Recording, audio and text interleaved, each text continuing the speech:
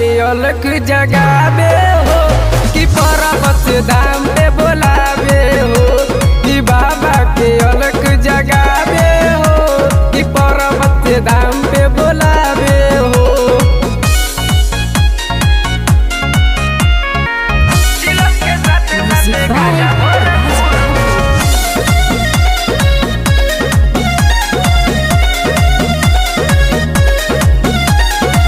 राकेश राजा गावे बोलबम के गीतो राम बाबू सुंदर मिली मन बीतो।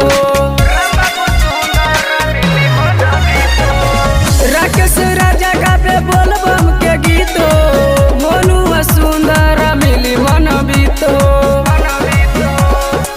कि देखो बाबा में सब सुख पावे कि बाबा के अलख जगावे हो कि पर्वत